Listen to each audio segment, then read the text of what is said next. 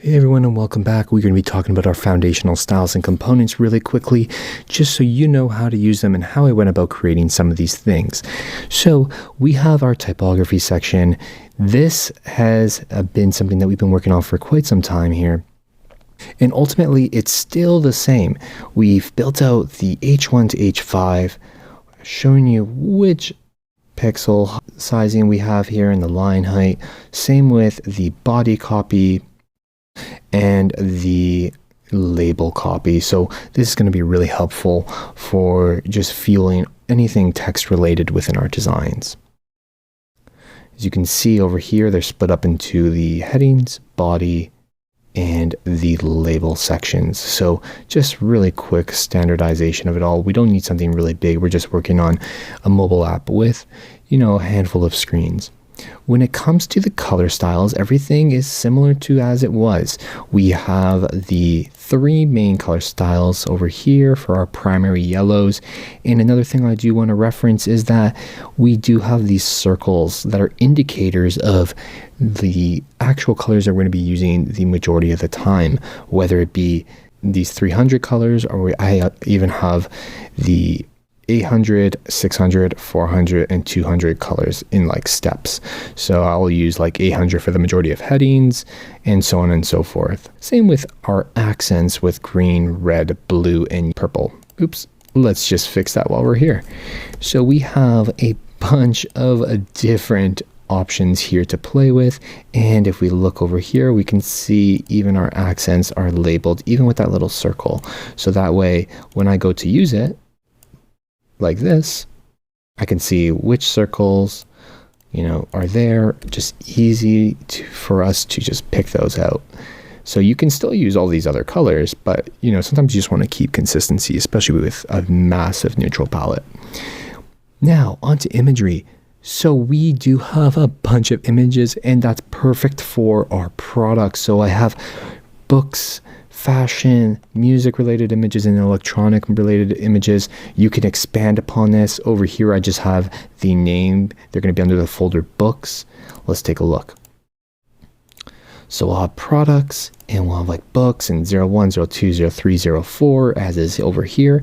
And I've also given everyone just a little bit of text explaining, like in the colors where they had the hex value of the color, we just have a descriptor for each book. Like this is what the book is called, this is who it's by. So we have like secondary description.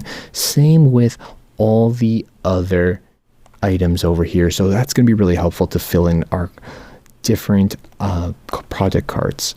When it comes to the avatars, I've even included a bunch of avatars. I've used a plugin called Content Reel, and I'll just showcase that really quickly. If you do not have this, definitely recommend getting it, because sometimes we don't have time to make styles and we just want to like throw something in.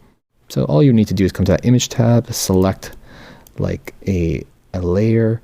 I have a rectangle over here, and you can just throw these different items in really easily. So now you have them available to you as a style. So if I create a rectangle over here, I can go over here and go all the way down to my avatars. I can even go down to like my images, using remove background on all my images so they play nicely with my cards. But this is where we're currently at when it comes to our imagery styles. And lastly, we have the icons. So these are feather icons. You can grab them from the internet. They're a pretty popular icon set. I grabbed them from the Figma community and threw them in here. But it's pretty easy to create all these components, whether it's Google Material Design, like if I go into my plugins, just to illustrate how quickly you can create your own icon library if you really wanted to. You would just go into your icon. We can use Streamline instead over here. There we go. So we can go into here, grab like this icon. It's huge, but we can bring it down. Here, let's try to go at 24 pixels, because you can just grab everything at the height that you want. There we go, perfect. So we can go in here and then just, if you have like 40, we have quite a bit of icons, but if you just want to create individual icons, instead of creating like a component set, you can just create multiple components. Put them on the same frame and you'll be able to access them easily from your Assets tab. So one thing I still do want to stress this is that these components are only going to be able to be used within your local file, meaning this file only. So if you have a free account, that's what you're limited to. And that's why I've set them up all on one page on this assets page. So you'll be able to use all these styles and components within this file really easily. And you can use another page for all your designs.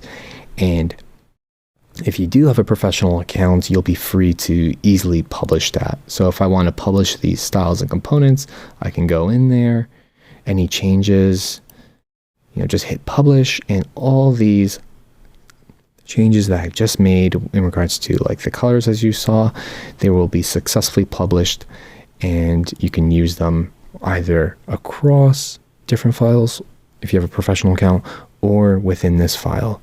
If you're using within this file, it'll already update pretty quickly, so no need to worry about that too much. And that is a wrap for our foundational styles and components.